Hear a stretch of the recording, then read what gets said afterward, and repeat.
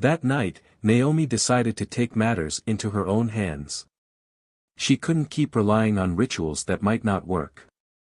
She had read about the power of confronting the source of a curse directly, of confronting the spirit or force head-on, demanding that it leave.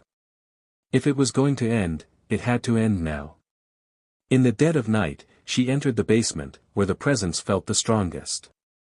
Malik clung to her side, his small hand clutching hers tightly. His eyes were wide, his face pale with fear. Naomi could feel his terror, but she couldn't let it stop her. This was the only way. The basement was colder than ever, the air thick with an unnatural chill. Naomi had the distinct feeling that something was watching her, that something was waiting for her to make a wrong move. But she pressed forward, the weight of Malik's small hand in hers anchoring her. The room was dimly lit by a single light bulb hanging from the ceiling, casting long shadows across the walls. As they stepped deeper into the basement, Naomi heard a faint whisper, like a breeze brushing against her ear. But when she turned to look, there was no one there. "Leave us alone," Naomi said, her voice steady, though her heart was racing. "I won't let you take him. Whatever you are, you can't have him. You can't have us." The whispers grew louder, a cacophony of voices, a mix of anger and desperation. The shadows in the corners of the room seemed to pulse, like dark clouds gathering. Naomi could feel her breath catch in her chest, but she stood firm, her eyes locked on the darkness before her. "I am not afraid of you," Naomi said, her voice growing stronger with each word. "You can't have him. You can't have me. We're not leaving, and you are. Leave this house, leave us alone." The temperature dropped even further, the air freezing around them. The shadows seemed to close in, but Naomi didn't back down. She had to protect Malik. She had to fight for him. She would do whatever it took. In a final, desperate effort, Naomi closed her eyes and whispered one last prayer, the words coming from deep within her heart. The house seemed to hold its breath, the tension thick and suffocating. Then, in an instant, everything changed. The shadows retreated. The whispers stopped. The oppressive weight of the house seemed to lift. Naomi opened her eyes, and for the first time in days, she could breathe again. The house felt different, lighter, as if the darkness that had clung to it had finally been banished. Malik looked up at her, his wide eyes searching her face, trying to understand what had just happened.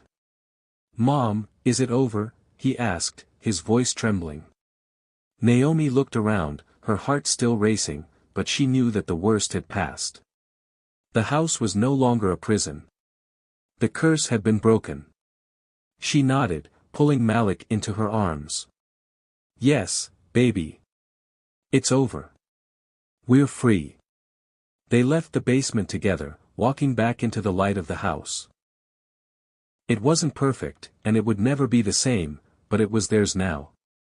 The darkness had been driven out, and for the first time in days, Naomi felt the weight of the fear lift from her chest. They were safe. The night that followed was eerily calm. The usual creaks and groans of the house were absent, and the unsettling silence stretched through every room, every corner. Naomi had no idea if the darkness had truly been banished or if it was simply waiting for another moment to strike. But what she did know was that she could not let her guard down. Not now. Not when Malik was finally starting to feel like himself again. Naomi didn't sleep. She sat at the kitchen table, her eyes fixed on the front door, waiting for the inevitable.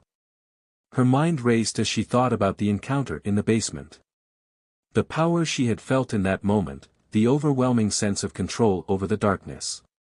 She had taken a step into the unknown, but it felt like she had only scraped the surface. The house's curse wasn't simply something that could be vanquished with a few words.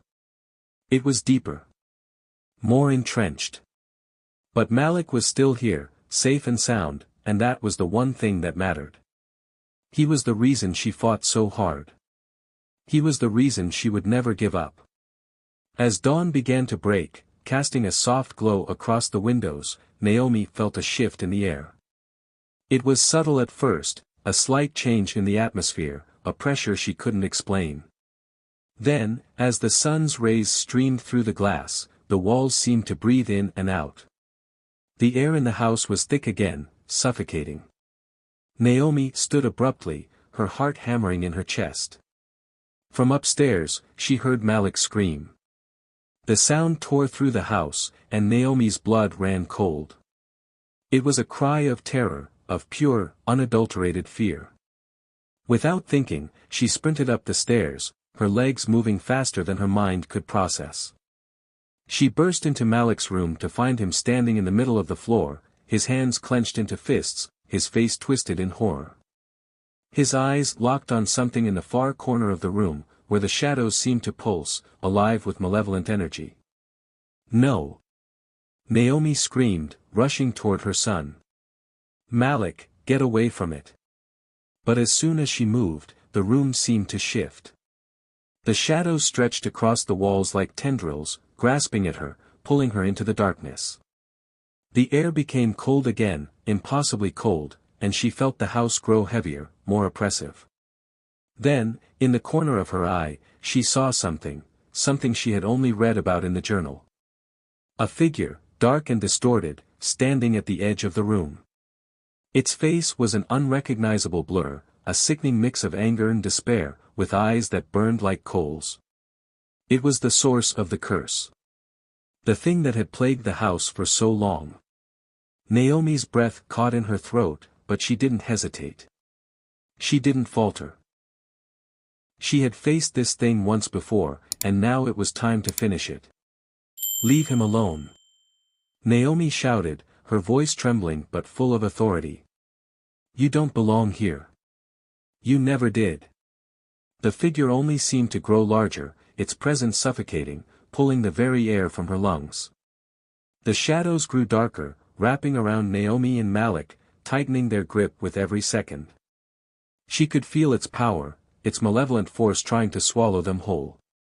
But she wouldn't let it. "Malik," she said softly, her voice gentle, despite the panic rising in her chest. "Listen to me. You have to be strong. You have to trust me." Malik's eyes were wide with fear, but there was a spark of recognition in them. He nodded, though he was clearly terrified. Naomi stepped forward, her body trembling but resolute. She didn't care how powerful the curse was or how old the evil in the house had become. She was fighting for her son. And nothing, could take him from her. With one final, forceful breath, Naomi shouted, "I will not let you have him." Her words were like a strike of lightning, breaking through the suffocating darkness. The figure hissed, its form flickering like a dying flame. The shadows recoiled, twisting and writhing as if in agony. Naomi could feel the pull of the curse, but she was strong. Stronger than it. Stronger than anything it could throw at her. She took Malik's hand, pulling him toward the door. They moved slowly, deliberately, with the weight of the curse pressing against them. The air seemed to grow lighter with each step, and the shadows retreated, but the figure in the corner wasn't finished. It surged forward, faster than she could react, and the room seemed to explode with darkness. But Naomi wasn't afraid anymore. She wasn't afraid of the dark, of the shadow, or of the force that had terrorized them for so long. She could feel something powerful surge within her, something that had been awakened when she had confronted the curse in the basement. This time, she was ready. Naomi let out a scream, not of fear, but of defiance. She raised her hands and, as if responding to her command, the air shifted. The house shook, its foundation groaning under the weight of the force within. The darkness screamed, an unnatural howl that echoed through every inch of the house, but it wasn't enough to stop Naomi. With one final, intense pulse of energy, the shadows collapsed. The figure, the curse, the evil that had festered within the walls of the house, everything disappeared. The air cleared, the oppressive weight lifted. Naomi and Malik stood in the center of the room, the silence heavy but welcome. It was over. Naomi collapsed to her knees, her body shaking from the exhaustion, from the overwhelming rush of emotions. But she didn't care. She had done it. They were safe. Malik ran to her, throwing his arms around her in a tight embrace.